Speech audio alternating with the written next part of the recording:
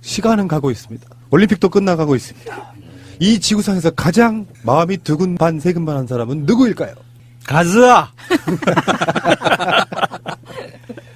정말 천재적인 작곡가는 외국에서 못 들어오는데 실제로 어떤 기획을 해서 나라를 말아먹은 사람 하나는 아직까지도 감옥에 안 들어가고 지금 버젓이 살아있는데 공통점은 있네요. 천재적이라는 공통점은 있네요. 사기의 천재. 예. 전과 이번에 들어가면 전과 20법 넘어가겠네요. 전과 다수. 전과 다수. 실제로 전과자라는 게 음주운전만 해도 전과예요. 네. 그러니까 실형만 살아야 전과가 아니고 벌금형 뭐 기타 등등의 법의 처벌을 받은 경우는 다 전과에 포함되는데 지금까지 전과 14범 이명박 씨는 이제 단 몇 주만 지나면 아니다 확정 판결까지 좀 시간이 걸리겠지만 어쨌건 전과 20여 범 이상의 기록을 세우게 될 것 같습니다. 뭐 운동하다가 뭐 국가보안법으로 처벌받거나 도로교통법으로 처벌받거나 다 전과예요. 어쨌건 이제 다스 수사팀이 서울 동부지검에 있었는데요. 수사 다 끝났어요 이제. 그래서 서울중앙지검으로 다시 합류합니다. 다 모아야 될 거 아니에요. 네, 네. 이명박의 죄에 대해서 뭐 특활비운회, 다스네 이런 것들. 그래서 결국에는 다스 수사는 우리가 말씀드린 것처럼 사실은 거의 다 마무리됐다라고 보고 측근들이 증언들 다 해버리는 상황이고요.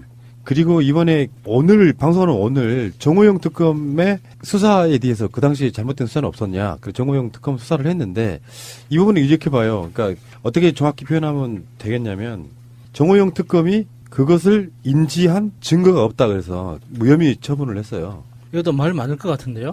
예, 이거 좀 논란의 소지가 있습니다. 왜냐하면 현재 검찰에서 정호영 특검이 120억 횡령 문제에 대해서 이 조모 씨가 개인이 횡령한 것으로 판단했고 이것이 실제 주인과 경영진이 횡령에 가담한 것에 대해서는 아는 바가 없었다라고 얘기를 해줬으면 괜찮아요. 그런데 정호영이라는 그 특검이 잘못한 것을 밝혀낼 수는 없었다. 증거가 없다라고까지만 갔으면 괜찮은데 거기에서 한 발 더 나갔어요. 120억 건은 격리 직원의 개인적인 횡령이 맞다라고 손을 그어버렸어요. 저는 요게 문제가 될 것 같습니다. 그러니까 우리가 항상 계속 제기하고 있는 의문, 120억 원을 횡령한 직원이 아직도 회사를 다니고 있다. 이걸 어떻게 설명할 거냐 말이죠. 그러게 말이에요.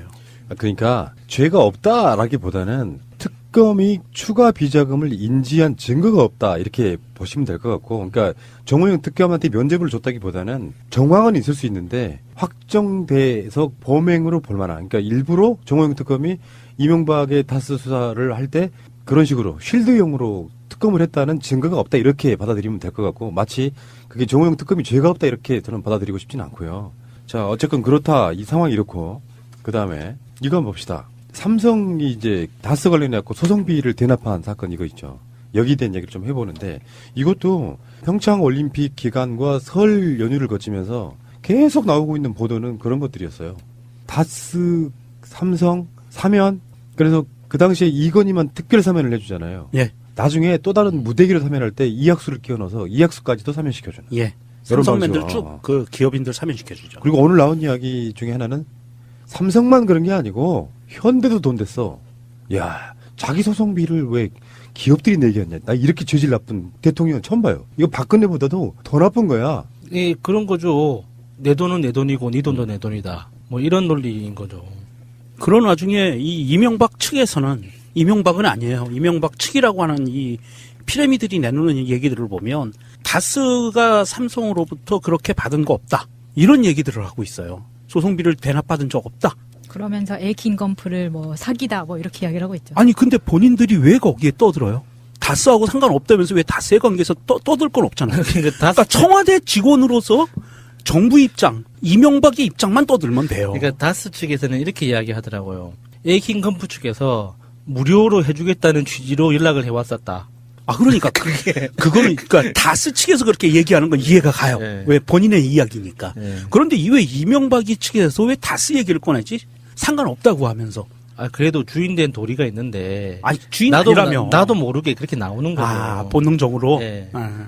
어쩔 수 없잖아요. 웃긴 거는 계속 그렇게 다스에 대한 쉴드를 쳐주고 있는 이명박 측이라는 이 피라미들이 하는 짓거리들이 참 가소롭기도 하고요. 그래서 김희중이 그렇게 말했죠. 진실을 알고 있는 사람은 이 전 대통령밖에 없다. 그렇죠. 사실관계를 잘 저도 모르는, 이렇게 표현하진 않았죠.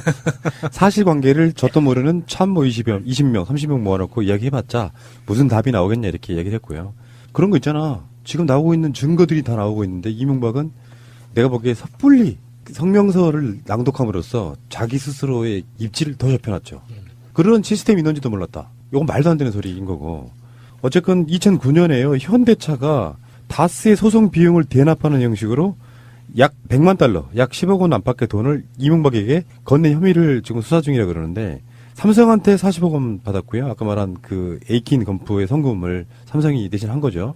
정말 신기하다라는 생각밖에 들지 않습니다. 여기서 에이킨 건프가 어떤 건지 궁금하지 않으세요? 예, 궁금합니다. 에이킨 건프의 지금 수석 변호사로 있다는 김석환이라는 사람은 96년 81세 나이로 별세한 대한생명보험 사장 김봉진의 삼남입니다. 그 대한생명이면 63빌딩을 가지고 있었던 거기죠. 지금은 아니고요. 네, 지금은 한화에서 한화가 갖고 가지고 있죠. 있죠. 그리고 여기 형제 자체는 사남 이녀 중에 이 사람이 삼남인데 큰형 김창헌 42년생인데 이 사람이 외환은행에서 일을 하다가 2001년에 현대건설 부사장으로 갑니다. CFO로요.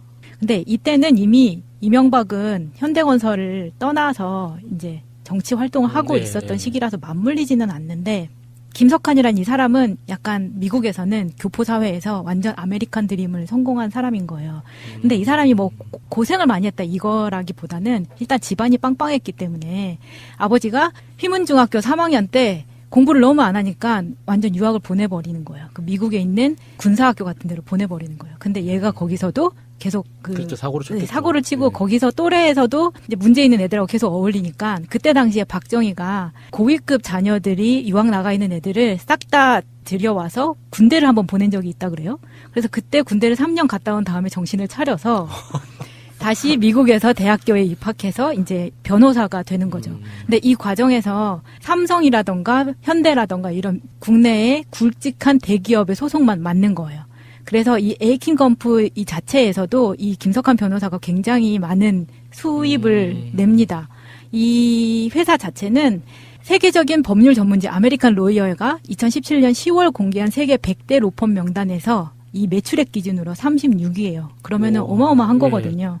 근데 이 회사가 왜 예전에 윤창중 사건에서 김석환이 무료 변론 해줬다고 했잖아요. 근데 이 사람이 에이킨 건프 소속이면서 무료 변론을 해준 건데 이 에이킨 건프 자체는 우리나라 주미 대사관과도 계약을 한 상태라서 매달 3만 불씩 지급을 해주는 회사라고 해요. 그런데 사실 윤창중을 변론을 하는 것은 에이킨 건프가 주미 대사관에서 법률을 받고 있는 거랑 대치되는 거잖아요. 예. 그래서 그때도 되게 말이 많았었거든요. 그러니까 이 사람 자체는 뭔가 국익에 도움이 되겠다라고 활동을 하지만 그래서 정확하게 뭐 이렇게 관련이 커넥션이 있다. 저는 그걸 파보려고 이 사람에 대해서 굉장히 막 열심히 파봤는데 정확한 고리는 없어요. 제야의 MB 전문가. 그렇지만 요 정도까지. 네. 재밌어요.